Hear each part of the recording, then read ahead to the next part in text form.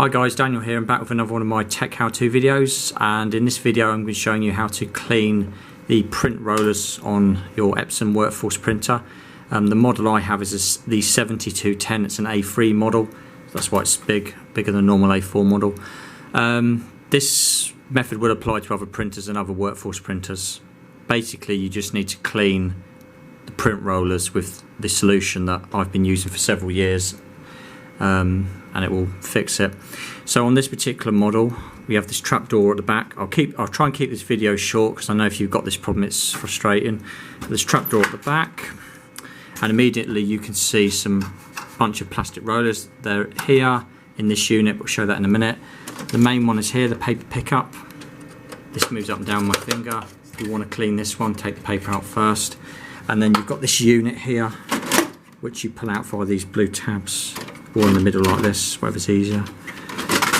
And then you've got this bit here, and in this unit you've got a bunch of plastic rollers. I personally would recommend cleaning everything, letting it dry thoroughly. The main ones here, apart from them ones, these ones, these rubber rollers here, they're connected via this shaft, so when you move that back and forward, I can see that it moves them as well. The rollers, if you've never opened this up before, you'll notice the rollers have got like a funny texture on them. They're not damaged, it's just how they are, it's how they're engineered, so they're fine.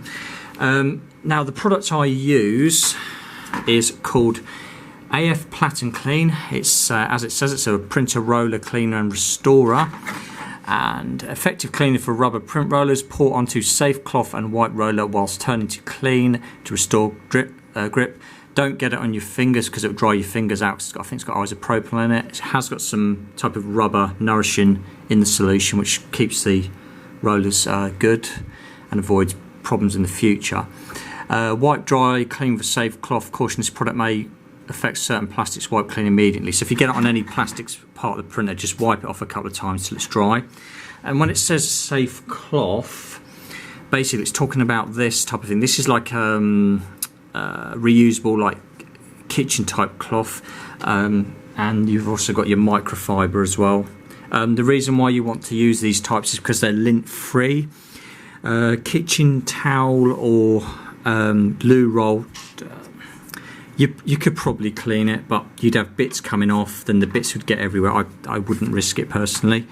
So all you do is you get your Platenclene. This is about £6–7. I got this from Amazon. I'll put the link in the description so you can buy it if you need to. It comes in a litre bottle, and honestly I've had this bottle for a good year and a bit. You only need to use it every now and then and not a lot of it. So all you do is you get your cloth. I personally fold it up a couple of times, put it on top, take the lid off, just put a bit on, then you don't need a lot. And then what you do here is you literally wipe like that. As you can see, if you get it on the plastic, it's like an oily type thing. I'll just wipe that off if I do that. Just wipe like this, and then you'll know that I've done this a few weeks ago because I was having some print jam problems, so it is clean. But when I first did it, after using the printer for several months, I had like black on here, and after I'd cleaned it, and it was no more paper jams. So it was great. So basically, clean this up, let everything dry, let the solution evaporate. I would personally put some cheap A4 paper in there. If you've got anything expensive like glossy paper, take that out, or other types of paper. You know what I mean if you've got this type of printer. Put some cheap A4 paper in it. Put it all back in and run some test prints. And that, my friends, is how you stop paper jams in a Workforce, Epson Workforce printer with Platenclene. So I'm sure there are other solutions out there, but this stuff just seems to do it. As I say, I'll put the link in the description below.